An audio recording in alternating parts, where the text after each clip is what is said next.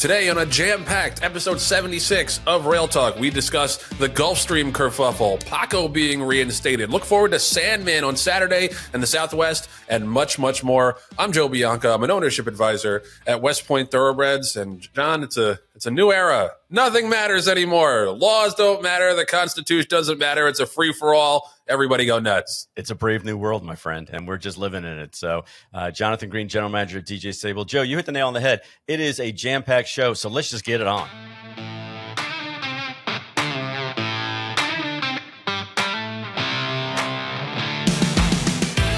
Rail Talk is sponsored by the Green Group. The Green Group is the #1 accounting firm in the horse business. There's one reason that they're at the top of the list. No other CPA firm knows the horse industry like they do. And Len and DJ Stable and the Green Group prove that every year with their success on the racetrack and their success in the accounting field. I don't want to reveal the numbers, but it sounds like you guys have gotten a lot of new clients over the past year, like even more than usual. And it's just awesome to continue to see Len and John and the company growing their footprint. So shout out to everybody at the Green Group. And Len has a complimentary confidential half-hour consultation for you. Yes, you, listener of Rail Talk, guaranteeing you'll get value. Call him up. What's that number, Michael? 732-634-5100. Green Group. I'm going to make that my ringtone from now on just to confuse everybody. Or, I mean, it's catchy. Remember ringtones? Someone said, like, remember we all had to have our custom ringtones, and now everyone's just had their phone on silent for 10 years. But don't have your phone on silent if it's tax time and Len and the Green Group are in your contact book, because they're going to help you out. You can go to greenco.com. Tax day is less than 3 months away. So the expertise in the horse business is just a huge, huge deal to have in your corner, because it is a complicated business. And there are ways to take advantage of a business where sometimes you're going to lose some money, get the tax benefits, and you can do that best by going to Len and the Green Group. But you don't have to take it from me. Listen to this. Satisfied customer, Mr. Duncan Taylor. The Green Group does all of our accounting, and we're loyal people, so we always liked what Len had doing. I mean, he was helping us with some investments. All the way back with my dad, we were Liberty Bell or something was a real estate deal we went on. So he was on the fringes, always helping us. But we had a fellow, Malcolm Saunier, and a couple other accountants that we were loyal to. And then, finally, Len, through his perseverance and his work ethic and his, I wouldn't say he ever badgered us at all, but just through showing us the way, we finally just said, hey, we need to, he knows what he's doing. We need to put our accounting with him. It's been great ever since. I've got good people there, and it really, really has helped us. And so we really are a team in every way. We're friends. He's my customer. I'm his customer. And when I say me, it's tailor-made, but we've just had a great relationship, and he loves to work, so I like that, because I like to work too. We're always looking for a better way to do things, and Len has shown us a lot of better ways, and I think he's doing the same thing in his accounting firm. Thank you, Duncan. I love some advertising, some sponsorship synergy between the Taylor boys and the Green Group, both of whom we love very, very much, and we're very appreciative of their support. So once again, call 732-634-5100 or go to greenco.com and let Len and the Green Group help you out this tax season. Okay, so this news broke shortly after we recorded with Sam last week that the Stronach Group is basically is putting a ticking clock on the lifespan of Gulfstream Park. Now, there's a bill that the Stronach Group wants the Florida horsemen to support, which is a decoupling bill, which basically means that they'll separate the casino and the racetrack at Gulfstream Park, where currently, in order for the casino to exist, they have to conduct live racing on the premises, and going forward, they would split that up so that supposedly that they can attract more redevelopment opportunities and investors on the non-racetrack portion, and probably eventually on the racetrack portion. Even if the Florida horsemen support this decoupling bill, the Stronach Group and Keith Brackpool, who was like their special advisor that came to shout at the Florida horsemen, said that he can only guarantee racing at Gulfstream until 2028. So, in my opinion, it's like, you get fucking lost. Like, you want us to support this decoupling, and then you're only going to guarantee racing for another couple of years. But Jon has a unique perspective on this because he was on the Florida Horsemen's board. So I'll just hand it over to him. Jon, just tell us like about some of the background for this fight, and then just your impression and experience. Yeah, and Joe, let me take you a couple of steps back, before that, because when the vote came out from the board, and again, I resigned recently from the board for a multitude of reasons, but one of which was because I wanted to focus more on the podcast. I wanted to focus more on some other businesses, but also because it was very frustrating dealing with management. And I'll get into that in a little bit. But go back with me for a minute. Last year, the Florida Horsemen pulled together and got onto a group policy for workman's comp. And that was a huge savings for a lot of trainers. It was a very positive thing. Unfortunately, they had like 6 or 7 claims, one of which was catastrophic, where an exercise rider is still in the hospital, unable to walk. And because of those claims, the workman's comp company announced 60 days prior to the anniversary date of the policy, the renewal date, that they were not going to renew the policy. So that put a lot of trainers in harm's way. Basically, if they don't have workman's comp insurance, they can't train horses on the racetrack. The majority of racetracks mandate that they have some kind of proof of workman's comp insurance for the safety of the employees. I mean, that makes sense. Most businesses have to do that. So in the negotiation with management as to, what percentage of the money horsemen we're going to try to get out of the casinos and things like that, management took it upon themselves to say, hey, trainers, we will take the class of employees known as exercise riders off of your policy and put it into our group policy, because we can stomach it. We have enough other employees, enough other people on there where it won't affect our workman's comp. And you will be able to get renewal of insurance. And Joe, that was literally like 2 days before the deadline at that point, when management came in and allowed that. They also offered $500,000 towards the retirement fund for horses, because there's about 30 or so horses in a herd that Florida Horsemen are paying for right now in 2 different states. So that helped a lot.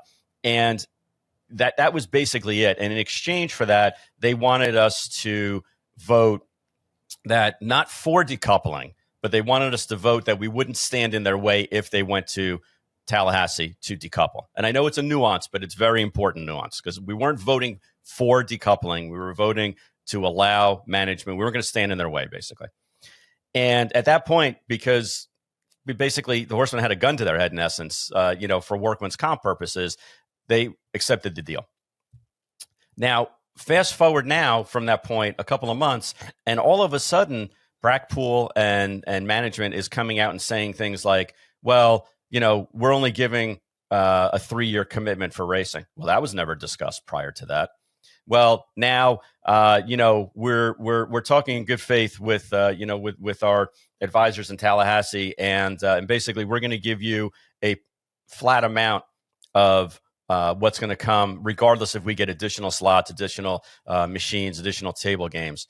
Well, that wasn't really nuanced or discussed. And so from the horseman standpoint, they were left kind of, over a barrel. They didn't have any other options with regard to the workman's comp. They had to continue it, otherwise they couldn't race. They couldn't continue their livelihood. And unfortunately, things have only gotten worse since then. And the only options that Florida horsemen have at this point are to either not enter horses and basically strike, which is almost an impossibility for horsemen to band together and do something, especially because it's their livelihood, right. Or pivot and look for other alternatives outside of Gulfstream. Because even though Brackpool et al. Now is coming out and saying, we're guaranteeing you 3 years, they've also said on the other side of their mouth, we can pull the plug on this at any time. And we don't need your permission to shut down. That was an actual quote from Brackpool. We don't need your permission to shut down. Well, if that doesn't send, shivers down your spine as somebody who races in Florida, I don't know what does. He's basically telling you that for all intents and purposes, we are going to do the same thing at Gulfstream that First has done in Maryland and in California, and that's revisit how much our land is worth. In this case, $500 million. Some people are saying $1 billion. Who knows? But hundreds of millions of dollars, and look at it and say, if we're only making a small percentage on revenue from the gaming at this point, but we can get a shit ton amount of money. That's actually a legal term, a shit ton amount of money for our real estate. Then why wouldn't we do that? And Joe, I actually can't blame them. I can't. They bought, Stronach family bought Gulfstream for $95 million. I know they put tens of millions, if not more, into the facility itself. But if they could walk away with $500, $600, $700 million for it and not have to deal with the nonsense of everything that's going on in racing these days, and the person, Brackpool, who is, has a real estate background, is the one that has Belinda's ear right now, I can see them doing that. I can see them doing that before 3 years. I have more to talk about, but I'd love to hear your comments so far on what's going on. Yeah, I mean, there's a good story in the TDN by Dan Ross about this meeting, and the first thing that struck me was that this sounded a lot like Craig Fravel's olive branch to the Northern California horsemen, which was basically like, do what we say or we're going to shut you down. Right. And the fact that, like you said, he said we can close down whenever we want to. Like, I don't know, man. Like, this has been a family business. Like, it sucks that Frank is no longer in charge, just because I know there's like a lot going around about what Frank. But he loved racing. Did. He loved racing. That's what I'm getting at, is that whatever other things that he's potentially done and is guilty of, he loved racing, and racing was the focus of that company. And now they could give a shit. It seems like they could give a shit, and that's that to me, that's laid very bare in the way that Keith Brackpool and Craig Fravel are approaching these discussions. Like, basically, our way or the highway, get in line or get the fuck out of here. Right. And that's, to me, like, even if there's some kind of deal struck where Gulfstream is allowed to race like beyond 2028, like, to me, that does not bode well for the future of the game at Gulfstream or at Santa Anita. And I think that there is a legitimate possibility in a world where 5 years from now, neither of those tracks exists. And that's a real scary thing for the business. That, to me, those are the two biggest dominoes to fall, to where you eventually only have racing in Kentucky and I guess New York. Mm-hmm. And this is a major issue. And I feel terrible for the Florida horsemen, because I feel like they got to feel like they're being jerked around right now. By the same token, like, I get what you're saying, that it is very, very valuable land, but like, no one put a gun to Frank Stronach's head and said, you have to buy this land.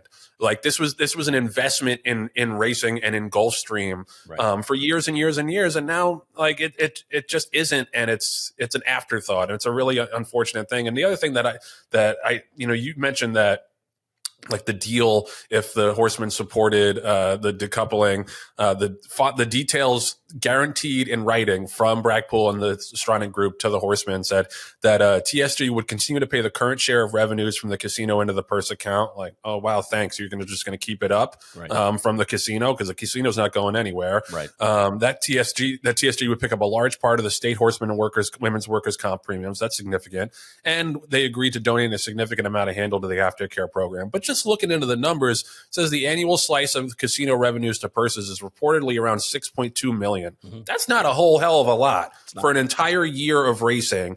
And the additional monies that TSG offered would increase the amount to $7.5 million annually. That, to me, seems like. And Joe, just interrupt for a second. The $7.5 million is also the exact same amount that they're getting from the state for purses. So basically, what they're giving is nothing.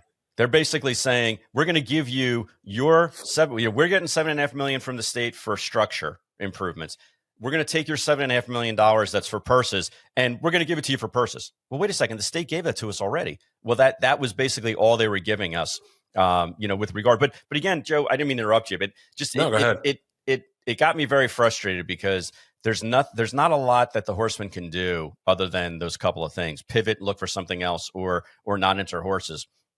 And they're not willing to do the latter. As far as now, there is a lot of talk. There's been a lot of talk since these meetings with Brackpool, where a lot of significant, prominent horsemen and owners especially are starting to get together and saying, what other options do we have? Is it palmettos, which probably isn't an option because there's noise ordinances as far as, not being allowed to, to have working hours, past certain times or on weekends. There's Tampa, which is owned privately.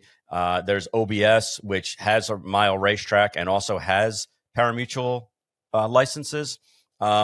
And Palmetto, we mentioned Palmetto, and then there's the wild card of just starting from scratch somewhere else, which again could take years and years and years. But what it is doing, the only thing that's warming my heart is the fact that there is a lot of chatter, and I mean a lot of chatter amongst among well-heeled owners that own real estate that want to see racing continue. And they're looking for options and they're looking to band together. So at least then it's not on the collective backs of trainers. And again, the trainers on boards are in a very bad situation, Joe, because they, on the one hand, they have to try to play ball and negotiate with management. And then like that afternoon, go to the racing office and say, hey, can you write this race for my horse? Or, hey, can you make sure that this maiden race goes? Or there's a leak in the roof. Can you it puts them in a really shitty situation. So, going forward, I hope that horsemen's boards are not just, 75% trainers or 2/3 trainers, but actually people who don't have to make their livelihood at the racetrack, and have the ability to negotiate in good faith with management on certain things, because the way that the boards are set up right now, it's a self-fulfilling prophecy that they're not going to be able to win negotiations with management when they have a stacked deck anyway. And I'll tell you something else. The other thing that Stronach has that's going in their favor is the fact that 3 years ago or 3+ years ago, Steve Screnchy was the Horsemen's president, and he's an attorney and he's a smart guy. Well, after negotiation with them, they hired him to work for them now. And he is in management's, upper management for First. So not only is he a smart guy and a good, adversary, but he wrote the rules basically for the horsemen and knows the rules as an attorney and as an individual, and doesn't make his bones. If his horses can't run a Gulfstream, it's not like he's going to lose his house or anything like that. So, you're up against it. From the rule standpoint, you're up against it because they have better people negotiating, and you're up against it because you have a ragtag group of people that aren't willing to band together and fight the system. And I get it. I understand why. But maybe this was a good wake-up call for everybody to say, we always assumed that Gulfstream was going to be there and Gulfstream was going to be one of the pillars of the racing circuit for horsemen. Maybe it's good to know now that in reality, they don't have they don't have racing as their number one priority. If it wasn't for, the Pegasus, and we can talk about whether or not the Pegasus should be $3 million or $1 million at this point, based on the horses that go there. That's another topic. But if it wasn't for the fact that Belinda loves to have a party on that day and spend millions of dollars in security and entertainment and food and everything, so she can show off for that one day, I don't think she would give a shit about Gulfstream racing at all. That's just my opinion. No, I mean, that's plainly obvious from the actions of the company. And yeah, I mean, I agree with your point that the horsemen are in between the rock and a hard place. Like, they have to work with management, but they also have to stand up for themselves and each other, right, in situations like this. And yeah, it's a great point you make. Like, there's a lot of very wealthy people in this business, a lot of very well-connected people in this business. Like, it's time for some of them. It's easy for me to say, it's not my money, but it's time for some of them, I think, to step up and band together and actually do something proactive and significant to keep racing at some of these places. Because like look at Arlington Park. How long ago did they knock that down? Right. 3.5 years ago. Yep. They haven't built a single fucking acre of redeveloped property on that acreage right now. And it's like I guess there's going to be something there long term. Like they're in discussions with the Chicago Bears seemingly endlessly to put a stadium there. But like, I just feel like so many of these companies are like, just knock it down, get rid of it. We'll come up with something more profitable to take its place. And it's I don't know. It's really unfortunate. I'm getting pretty sick of people who have no interest in racing controlling 95% of the racing product in this country. And it's a major problem. And I think that we need some people with a lot of capital to step up and push back against it. And Joe, one more thing, and then we can go into the next topic. So about how long has HISA been in place? A year and a half? A couple of years. The ADMC has been in place since like mid 2022. Okay. So back before they actually implemented it, you and I sat down and we talked about, we talked about dog racing, and I actually have those notes. As silly as it sounds, because I'm a hoarder. So tell me, if I didn't say this was dog racing, I said this was horse racing. Here are the way that dog racing ultimately went under: decentralized power base, performance enhancing drug epidemic, unregulated industry, funded primarily from parimutuel wagering, annual reduction of athlete population, nonprofit groups protesting, lack of adequate aftercare programs, tracks closing, high takeout rates, costs outpacing economic gains, lack of genetic diversity, both in people and athletes, decoupling. If I didn't have dog racing written on the top of this, I could just as easily cross out dog and put thoroughbred racing, and it's the same set of issues. Now, we're getting better because of HISA. We're getting better because of some of the regulatory benefits that we have, especially in Kentucky. As far as that might go away in June. That might go away in June. Exactly. So my point is, like, look at the writing. Look at the writing on the wall, or literally on my piece of paper from 2 years ago when you and I sat down. These are thoughts that you and I put together about dog racing and how it compared to horse racing. And there's still a lot of them. There's still too many of them that are following the pattern of dog racing, which is now no longer part of the industry, no longer part of it's not in existence anymore. Well, I don't want our industry to befall that same fate as dog racing is. But at the end of the day, you look at the scorecard and it's eerily similar, Joe.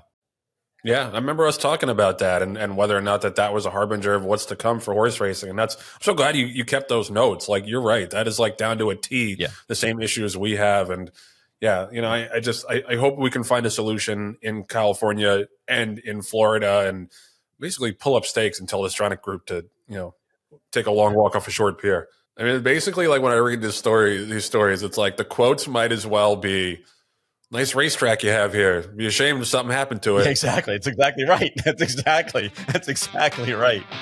Rail Talk is sponsored by Epic Insurance. Epic Insurance Brokers is one of the nation's top retail insurance brokers, providing expertise across key lines of insurance, including property and casualty, employee benefits, and unique specialty insurance. Unique specialty insurance, that kind of covers equine insurance. And hit up our buddy Chris Moore, who leads Epic's equine specialty practice. I mean, you see him at the sales, see him at the races. He's a diehard racing fan. We love hanging out with him, and I hope to see him soon at the track because he's good luck. Also, by the way, he got John into the winner's circle.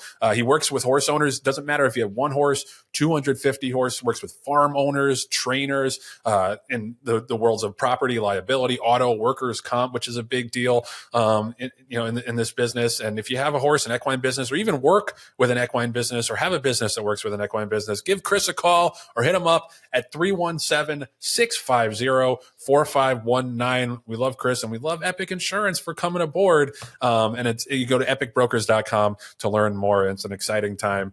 And speaking of exciting times, that leads me into this week's The Epic Performance of the Week. Thank you, booming voiceover.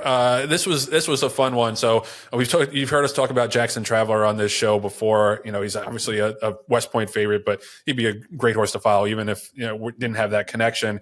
He has now won stakes races at age 2, age 3, age 4, age 5, age 6, and now age 7, 6 straight years. I think he's only like a year or two away from tying Kelso for the record. And when you're in the same sentence as Kelso, you know that you've done something significant on the racetrack. So he won his latest stake over the weekend at Sunland, and we're going to throw up the video, and please, Patty and Julia and Nathan, the audio as well, because this is one of the great race calls I've ever heard. Jackson Traveler digging in for the long haul. Redline stays right with him. A lot of luck is an opportunistic third. Redline taking over. Jackson Traveler looks defeated.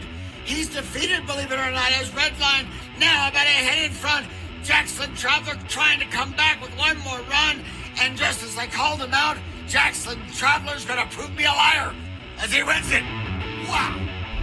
What? God, I love that race call. Like, shout out to the Sunland race caller, because that sounded like me, like trying to narrate it at the bar for my boys. Like, oh, he's beat. Oh no, he came back. He proved me wrong. Like, shout out to being quick on your feet and being able to adjust your race call. So that was awesome. You know, Jackson's obviously very, very special to us, but just the way he won too, to just show his gameness and his grit and his want to that he still has at age 7. Like, let's keep it going. Steve Asmussen's done a great job managing him as well, and I'm so glad that we got him to put him in this week's epic performance of the week, John. Yeah, and Joe, stake horses only come around, like, I think it's 5% of every crop wins a stake. 5%. And so he's done it, like, you know, in 6 straight years, which is crazy. And I don't care it was at a you know, what racetrack it was at. The point is that it's a black type race and it's a stake race, and that's all that matters. And he dug in. I mean, the son of a gun looked beat, and you know, he and another horse were going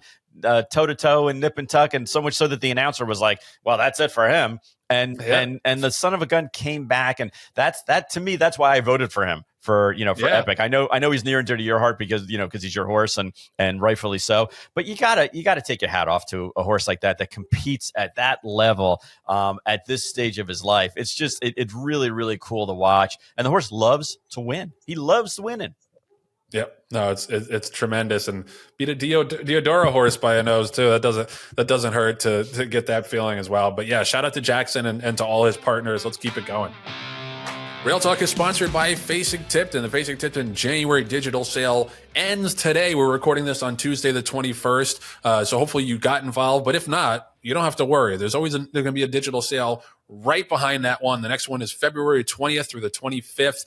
Entries close on February 5th. So go enter now if you have some horses that might fit that sale. And in between those two, we've got the Kentucky Winter Mix Sale coming up on February 3rd. We talked about some of the supplemental entries for that sale last week. Leading racing broodmare prospects, in foal mares, short yearlings, got a little bit of everything. So that'll be exciting, and really stock up the barns between that and the digital sale for both the breeding and racing seasons. So you can go to facingtipton.com for the entire sale calendar, or go to digital.facingtipton.com to learn more about the results for this digital sale and the upcoming ones. There's going to be one a month through the rest of the year. All right, we'll get into a little bit of news, other news from last week. This was actually over the weekend that this was released. According to a HISA spokesperson, jockey Paco Lopez has been conditionally reinstated after his indefinite suspension. If you'll remember, Paco was suspended for at a race at Parks, striking a horse in the face after the race was over. Now, the horse had been bearing out throughout the entire stretch, but had slowed to a walk after the wire. And it clearly, obviously, was him just being frustrated. And I'll just quote from the release here. It says, today, the Horse Racing Integrity and Safety Authority announced that Paco Lopez will be reinstated on a conditional basis effective January 23rd, following his indefinite suspension on December 4th for striking a horse with a riding crop in a manner of violation of HISA's rules. Lopez has met all conditions required for reinstatement, demonstrating his commitment to upholding the standards of conduct and integrity expected of participants in horse racing. During his suspension, Lopez participated in required therapy sessions, which he has pledged to continue, and made sizable donations to the Permanently Disabled Jockeys Fund and Second Call Thoroughbred Adoption and Placement. There's a quote from Lisa in here. It says he's expressed remorse and a desire to return to riding with a renewed understanding of the responsibility that comes with the privilege of working horses. I hope that's all true, and that Paco is willing to turn over a new leaf. I find it hard to believe, because he's been kind of a jerk over the years with the way he rides, and then with this latest incident. I would have loved to see a quote from Paco in that press release. I just think that in general, when like the suspended party is returning to their profession, it's good to have a statement, a quote of remorse or contrition or something. Because the way it reads now, it's kind of just like, well, this was like a behind closed doors discussion and decision making process. But I hope they're right, and I hope that Paco he's kind of had a come to Jesus moment. Because I do appreciate that the suspension was indefinite. It wasn't 3 days. It wasn't 7 days. It wasn't even 30 days. So we'll have the HISA Next Gen meeting later today. So I'm going to be curious to ask about like what the specific conditions were. I guess the donations and the therapy were part of it, but I would love to hear more about those actual discussions back and forth between Paco and his representatives and Heisa. So, like I said, I do think it's good that we had someone step in and actually put the foot down and tell Paco, this is not going to fly. I just wish there had been a quote from Paco, and hopefully there's a change in behavior. So we'll see. I'm skeptical. Yeah, and Joe, I got a lot of pushback from people because we've used Paco before, and we've used him at Monmouth, and we used him on Hades, and people I think were surprised when we came out and announced that we weren't going to ride Paco. And the reason being, it wasn't because of that one incident. If you look at Heisa's website, or if you tweet PETA Paco Lopez, there's articles in there that will show you that he's been he's been disciplined 10 different times since Heisa's existence on whip violations. 10 different times. Okay, I didn't realize it was that many. Before that, before the institution of Heisa, he was known as a rough rider. He is known as an aggressive rider. He's gotten into fisticuffs with other members of the jockey colony.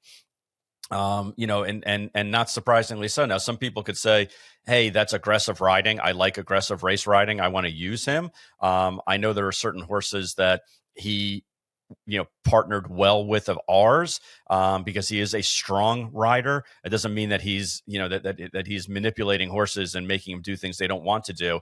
But it means that he's basically showing a horse, hey, I'm in charge, and you're going to follow my lead. That does not in any way, shape, or form, please understand, does not in any way, shape, or form constitute that he should be hitting horses aggressively, excessively, or after the wire, 20 seconds after the wire, as was the case at Parks just 45 days ago.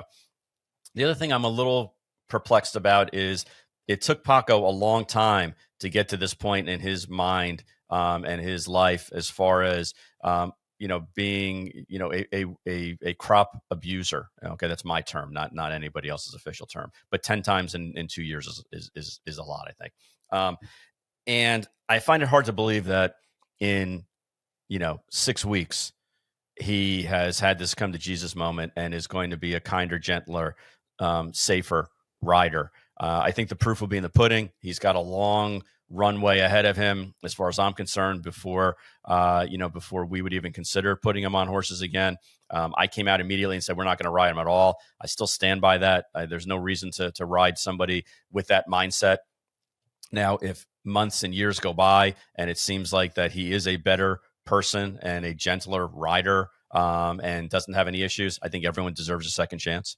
But it's not going to be on my horses for a long time. How many chances is this? This is not a second chance. Yeah, I hear you. This is maybe 100 second chance. I hear you, and that's again, why I'm standing by the ban, our personal ban. But I just find it hard to believe that somebody can change their ways in 6 weeks, especially with two of them being holiday weeks anyway. So he wasn't really going to be working then. It's kind of like when jockeys get a 3-day suspension, they start on a Monday. It's like, oh, right. Okay, well, you're really giving up a lot. But listen, those are the rules. And I'm sure from a legal standpoint, that there was some negotiations going on as far as what constitutes a worthwhile suspension without having to go to the courtroom on it, because God knows that Heisa's got way too many fires in the courtroom. Most of them aren't their fault, but they've got way too many fires and irons in the fire from a legal standpoint. And I'm sure that they were looking at this and saying, okay, if he really is going to anger management, or he really is going to classes, and he's really, focused on trying to make himself a better person and a better rider in that order, then, who are we to say that 45 days isn't the right amount versus 60 days or 20 days? I think indefinite kind of left it open for their discretion. And I'm sure there was a meeting of the minds between Paco's counsel and Heisa as far as what steps had to be made, other than just, making a couple of donations and going to some classes. But I really, because I believe in the human spirit, I really genuinely hope that Paco is getting better and that he isn't going to have an issue anymore on the racetrack. I'm just going to sit back and wait and see before I dip my toe in the water. Yeah, and I'm curious to know whether or not, like, is he out of strikes now? Like, what if he does commit like a similar violation in the near future? Like, what are the repercussions be? What is the fallout going to be? What is the justice going to be? Because like this horse deserved justice. And the other thing that we didn't talk about at the time that would really gross me out was the trainer, Jorge Duarte, getting on Twitter and defending Paco. Like, are you watching the same race that I'm watching, dude? Because this was after the wire and the horse had stopped to a walk. There was an outrider right there. Right. I generally don't like try to criticize jockeys because I'm not on the back of the horse. Like, I don't know what they're feeling. Like, they put themselves in a lot of danger. But this seemed very plainly like a circumstance where the danger had passed. Yeah.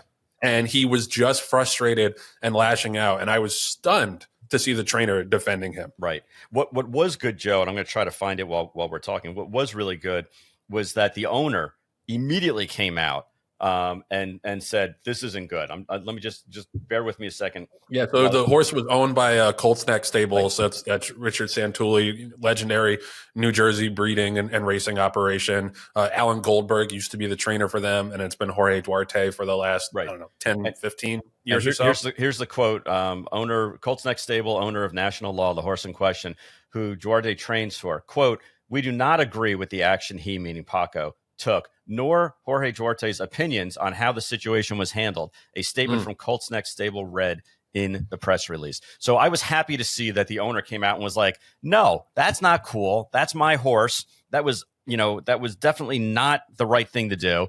And I don't think my trainer was, my trainer was not speaking for me in this situation."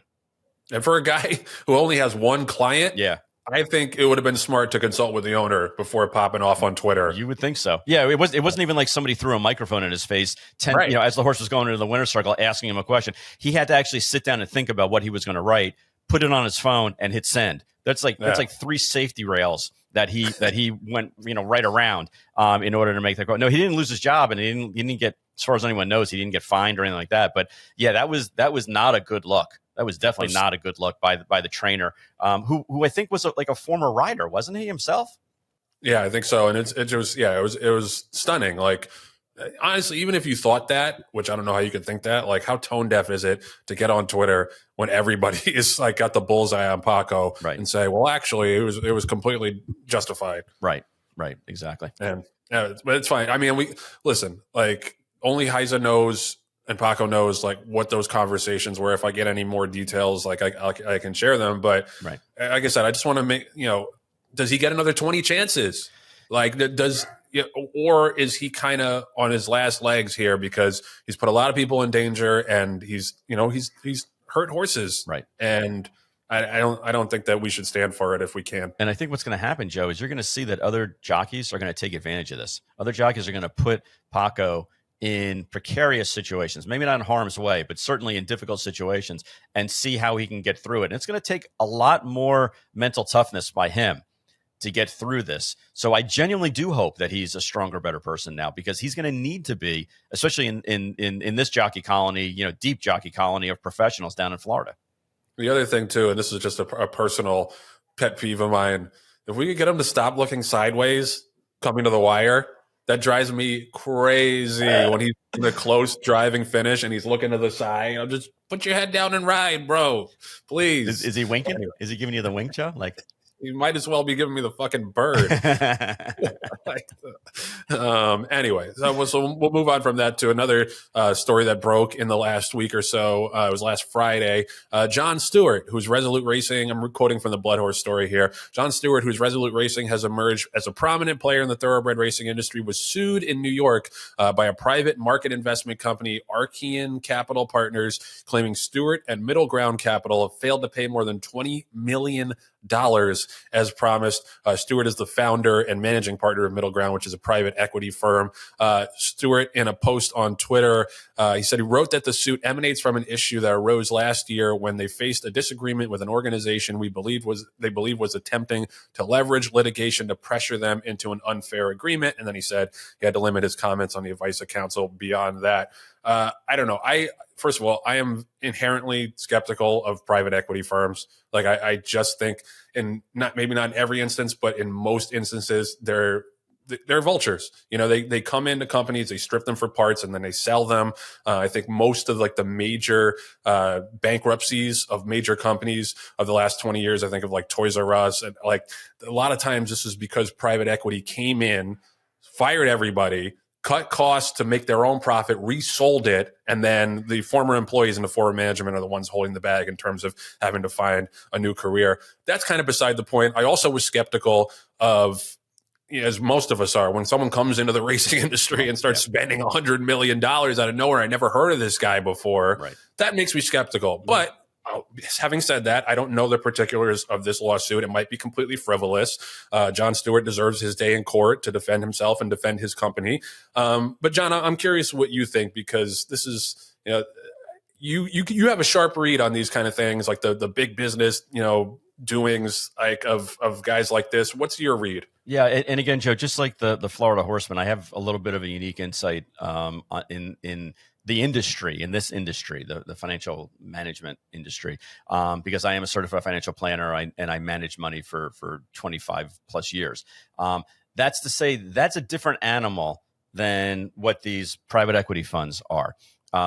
You're managing people's money, you charge a fee, good, bad, or indifferent. You're getting paid based on the assets under management.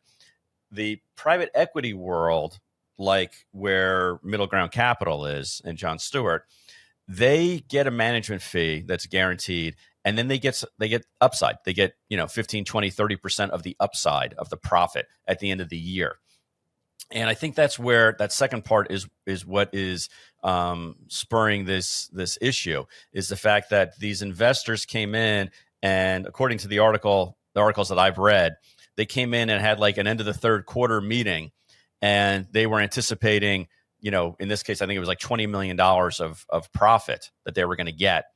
And instead, when they had the year-end meeting just 3 months later, all of a sudden, the majority, if not all of that profit was gone. Now, that happens in private equity firms. It happens in, financial planning firms. As the market goes up and down, assets go up and down. The difference is when you're anticipating you're going to get a $20 million payout and all of a sudden you don't get anything, that's when you go, wait a second, this doesn't make any sense. And you start investigating. Now, again, this is all alleged. This is all speculation.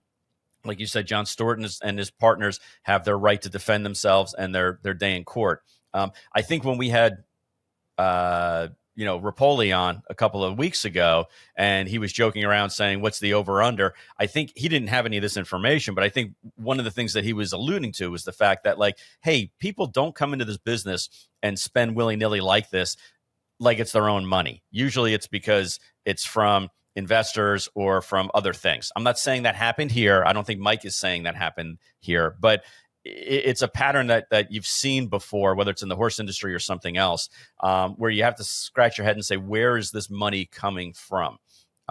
So, again, not that all venture capital groups are bad, because certainly they do invest in startup companies. They give money to fledgling companies that need to want to expand and go to the next level. And that's the lifeblood of the investment world on the private equity side. But they don't play by the same rules as money managers do. And they're not obligated to the same kind of scrutiny from the SEC that regular money managers who invest in publicly traded assets, like your usual stockbroker does. Okay, it's a different set of rules, and it's a little bit more Wild West than the regulatory, governing of the SEC. I'm not saying it's good or bad. There are good examples and there are bad examples, but the bottom line is that these investors anticipated getting tens of millions of dollars, and they didn't get anything, and they're looking at Jon Stewart's social media pages and looking and seeing how many horses he's buying and how many farms he's buying and all the exotic trips he's taking and the 6 or 8 cars that he's got parked outside of Fasig-Tipton for no reason. All that stuff that may be all well and good, and it's his cry for excitement and for notability, but I think that it also, sets up a situation where you're showing your investors all the things you're doing with money, And they're like, well, wait a second, you owe us money and you're spending it this way. Not that there's a direct line from A to B to C, but I can understand why they would make that argument. Yeah, so I mean, we'll keep an eye on the Jon Stewart story as it develops. I mean, I hope there's nothing nefarious behind that, but we'll just have to wait until more details come out, until the case is litigated. Just one more story I wanted to touch on before we move on. This was a story in the first week of the year from our old pal Bill Finley at the TDN. It's called "Why Racing is Losing One of Its Best Customers," and it's about this guy Mike Maloney, who's written a book, Betting with an Edge. He's from Kentucky and he's played the races professionally, making a really good living for almost 50 years.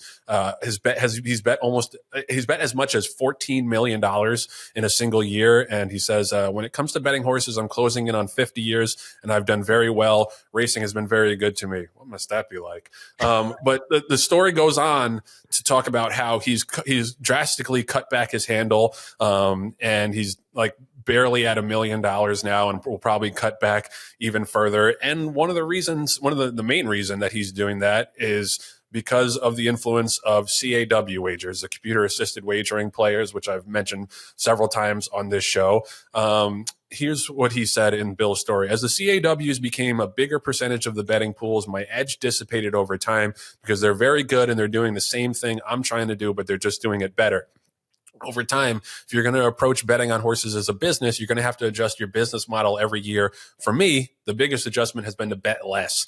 A lot of marginal bets that used to be profitable gradually became less profitable and then got close to break even. At that point, they had to be eliminated. That leads to the decrease in handle. And this, the story of CAW wagering is not, partly it's that they've built algorithms that are very sharp and are able to analyze the odds down to the last second and find inefficiencies in the market. But the other part of it is that they don't even need to make a profit. So basically what happens is the CAWs and the wagering houses that take their action a lot of them are owned by the Stronach Group, by NYRA, by Churchill Downs, major conflict of interest. CAW groups pay the track a host fee so they're able to bet on their product. And then the tracks in turn give them a rebate to the point where they do not even need to make a profit.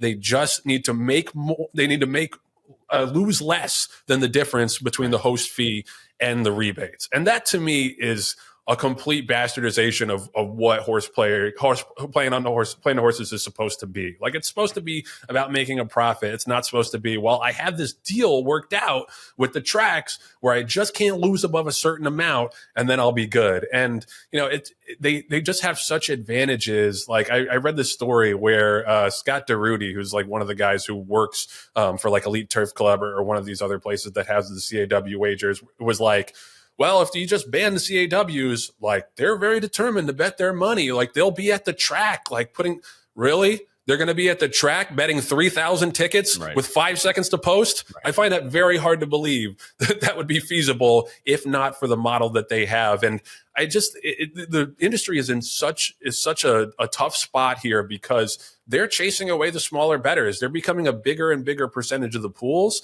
And first of all, that kind of, neutralizes their advantage. Like, they need enough minnows in order to survive as the whales. But the industry is in a spot where, with declining handle, they cannot afford to ban these groups outright. Like, NYRA has done a good job in certain pools of limiting them, like either banning them or cutting them off with a couple minutes to post. I think that's probably the best you can do. Mm-hmm. But this is a major problem that I don't, we should have Pat Cummings on to talk about this. I think he'd be a good guy to try to figure out where we go from here, because it's just, the thing that pisses me off the most is the relationships between the CAW groups and NYRA and Churchill Downs and the Stronach Group, because they are basically working together to crowd the smaller players out of the market. And, Mike Maloney, $14 million to $1 million at annual handle. You get enough like really successful horse players to do that, and you're in a big shit soup there. Right. And, that's not even factoring in the smaller bettors who might go from like 300K to zero a year in handle. And I just I think it's gross. Like, if they can find their own way to make money better than I can with the same exact, availability of odds, then that's fine. I can respect that. But like this weird incestuous relationship between them and the owners of the tracks, to where they don't even have to make a profit on the actual wagers to be able to siphon off all of this handle from the smaller bettors, it grosses me out. And I think that there should be more people talking about it, frankly. Well, and Joe, it greatly impacts not only all the things you mentioned, but the actual odds themselves, to the point where if I'm a $2 bettor and I'm looking at the odds and I'm saying, gee, that horse has value. And all of a sudden I plunk my $20 to win on the horse. And then when the gate opens, the odds are half of what it was. It disincentivizes me to go ahead and wager. And I'm going to read you one text chain that I was with Samantha Perry when she was on last week. I like the horse that was in our race, actually. And I said, Sam, how is the 8 25-1? Off the year layoff and dirt, got checked in that race, is a huge opportunity, in my opinion. Okay. The horse was 25-1 when I wrote that with 2 minutes to post. They were almost behind the gate at that point. The horse wins. You know what he paid? He went off 11-1, paid $30. So, you sit there and you say, I finally found value, because I never bet. I finally found value. I finally have found value. Woohoo! I'm gonna win a lot of money. And all of a sudden, it's half of what you thought it was going to be.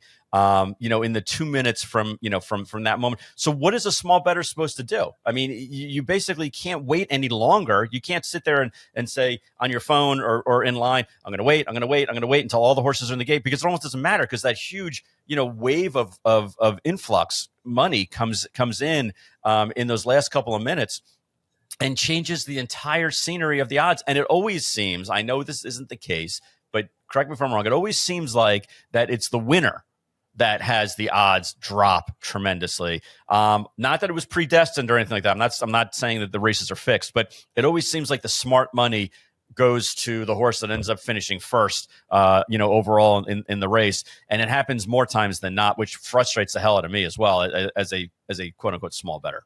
It drives you crazy. And I've said this before, but this is the only game where you can cash a winning bet and feel like you lost. Yeah, exactly. Like, it happens in gigantic pools too. Like last year, I remember when Shea Pierre won the Maker's Mark Mile at Keeneland, I bet him loading into the gate at 23-1. Right. And he won at 9-1. Yeah. And this is like, and I was disgusted. I was disgusted. Yeah.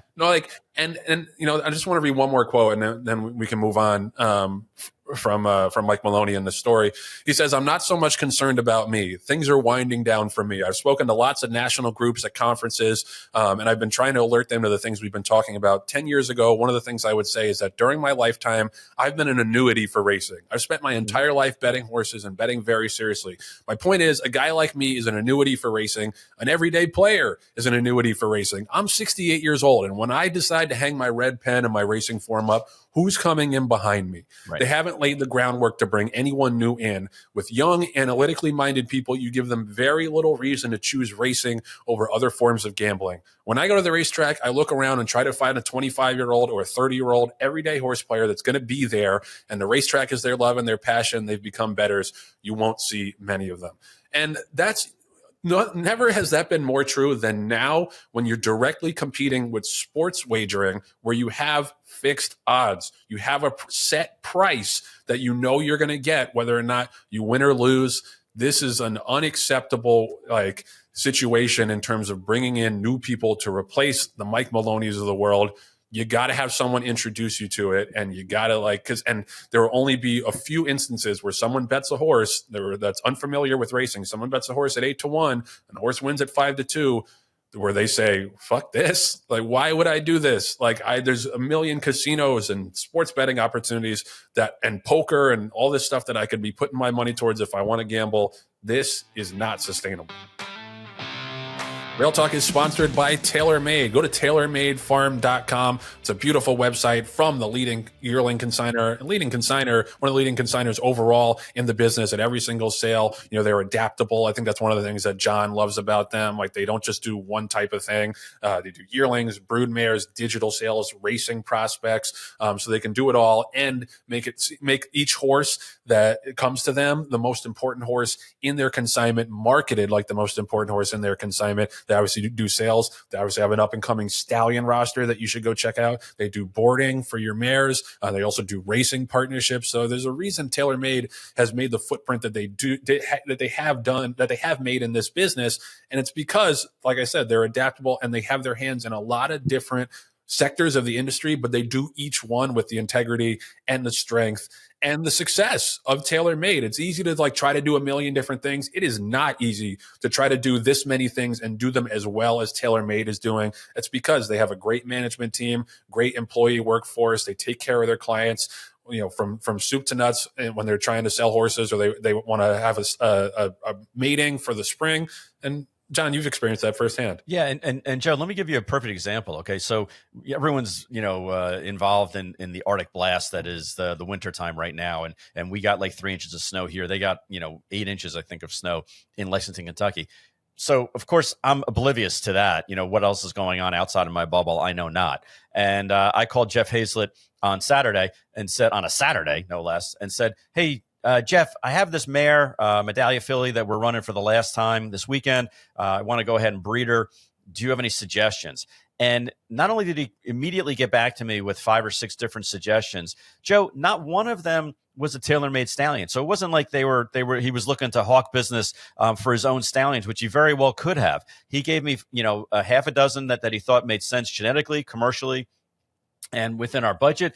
And then when we finally landed on a stallion, he called me back and said, I got you the season. I said, that's great. I thought the horse was booked full. He said, yeah, one of my other clients had a season in it, and he was going back and forth between 2 different stallions. And so I asked him if it was okay if I used that upcoming mating for your mare, and he went with the other stallion, and both clients were satisfied. Now, if that's not a win-win situation, I don't know what is on a Saturday, where literally I could hear in the background people with snowblowers, taking care of the roads on TaylorMade, so that way the people can travel back and forth and be safe, and the horses could be safe. So on top of everything else, all his other responsibilities and jobs that he had to do on a day off, in essence, on a Saturday, Jeff Hazlett got back to me with, and got me a season that I wanted, and made his other client equally as happy because they finally made a decision on what mare and what stallion they should breed to their mare too. So it was a win-win-win all the way across. But that just goes to show you again that, you don't have to be super huge in the business to be important to TaylorMade.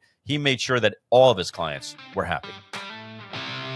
All right, so big racing weekend coming up, as big as it gets in January, because we've got the Pegasus World Cup card. It's a phenomenal card of racing. One of the reasons that Gulfstream should stick around, because their racing office does a really, really good job. And they do put on great cards during the winter when there's just not a ton else going on. Pegasus World Cup, $3 million purse. It's not a great field, but I just think we're in this space now where with the Saudi Cup and with the Dubai World Cup and the Breeders' Cup only a couple of months in the rear view, it's just the space it occupies on the calendar is not going to draw a field full of superstars. But you do have Saudi Crown. You do have Locked coming in off of the Cigar Mile. You do have a decent-sized field. Power Squeeze, the filly going against the boys, because why the hell not?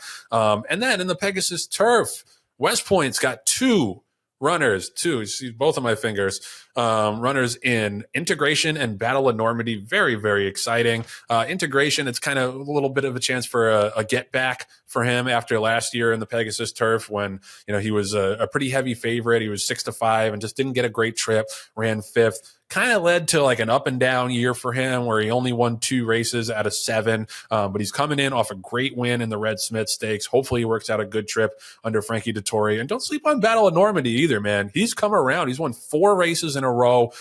Typical Shug horse, done a great job where he just gets slowly better and better. Just turned 5 years old, and he's got more early speed than Integration. So I think that might serve him well in this race, to be up close, kind of make first run under Jose Ortiz. So I think he's going to be like probably 10 plus to 1, maybe not with the West Point money, but he's going to be a bigger price than Integration. So I would look at him. It's, again, like not a field full of superstars. Nation's Pride is the horse to beat. Obviously on his good race, he's going to be tough to handle, but he's coming off a stinker in the Bahrain International Trophy. And then that's his only race since he beat us in the Arlington Million in August. So I think he's right for the pick-in. And it's really exciting to have 2 legit shots in $1 million race, and another legit shot in $1 million race that John has sworn me to secrecy on. Can't mention him by name, but there was a horse in the Southwest on Saturday at Oaklawn that we both have a very, very strong interest in. It's $1 million race that's really drawn a very competitive field. Patch Adams looks like he could be a mega freak for Brad Cox. I mean, it got a 98 buyer and just crushing his opposition last time at Churchill Downs. Ran like 120 and change for 7 furlongs, which you do not often see over at Churchill. A couple other horses with some 90-plus buyers in that race, so that should be pretty exciting. And that leads me into a little tease for what we've got coming up next week. Next Monday, we're going to have the draft for our Mage Rage Kentucky Derby contest 2025. Go ahead, John. You want to say something? Mage Rage. That's all. Thanks. My sound effects guy, Jon Green, chiming in. So this is super exciting. It's being sponsored, John, by Mage, the stallion standing at Airdrie. The if I remember correctly, the 149th winner of the Kentucky Derby and full brother to Dornoch. Son of Good Magic, obviously a very, very attractive stallion prospect. And the winner of this contest is going to get a bunch of Mage swag and, of course, bragging rights. So it's going to be me, my man Jon Green, as well as Michelle Yu, friend of the show, Dan Chordman, friend of the show, Samantha Perry, friend of the show. So it's going to be 5 of us. John, sorry, how many horses are we going to pick So, each? Joe, the deal is we're each going to draft 6 horses. The points that those horses earn, we're going to earn, except for instead of getting like if a horse wins a 50-point Derby race, we're going to get 5 of those points. We're going to divide everything by 10 for those of you playing at home because we just didn't want the numbers to get too outrageous. I didn't want to have to take off my shoes and socks to have to count, how many points that we all have. But Joe, here's the twist. Here's the best part about the contest as far as I'm concerned. Everyone's got 6 horses. Then the week before the Santa Anita Derby, the Florida Derby, and the Bluegrass, switch match. We get to reserve 4 horses on our stable that cannot be touched. 2 horses then are back into the pool, and somebody can either pick a horse off of somebody else's stable or pick a new horse that hasn't been selected before and add them to their stable. Any points that they earn going forward for any of those horses that are selected at that point get added to your stable points. So whoever's in last place going into those final prep races in April is going to have the first shot at any free agents, for lack of a better term. 4th place person gets next pick all the way through snake draft, as it were. So we will have all 9 or 10 of these very important rules. So for those of you who want to play at home, if you want to give us suggestions on who you think we should draft, whether it's a maiden that was impressive that maybe is under the radar or something as obvious, like you said, as Patch Adams or any of the horses, the Getaway Car, any of the horses out west that are looking good. I think we specifically asked Michelle because she's got a great handle on everything going in California. We asked, Sam because she's got a great handle on everything going on in Florida. And then Dan is just a good dude and knows a little bit about the horses also. So he's kind of overarching. And we like his hat. And we like his hat. And we like the fact that he's a Mets fan also, so all those things. But yes, the Mage Rage Kentucky Derby contest the draft will be next week. And I'd love to hear any insight or any advice. If you want to private message me, I would greatly appreciate it to give me a leg up, because the last time we did this on the previous show, I think I picked last and I ended up last the entire way. I just barely beat the ambulance, basically. That leads me to our draft lottery or little draft order lottery that we did, that Julia did. We'll put it up on the on the video version right now. This was really fun. Julia and Patty did this, and Julia took it very seriously, folded those papers down to like the minute squares, and then completely just covered her eyes. And yet John still has a conspiracy theory that he was picked last in the order on purpose.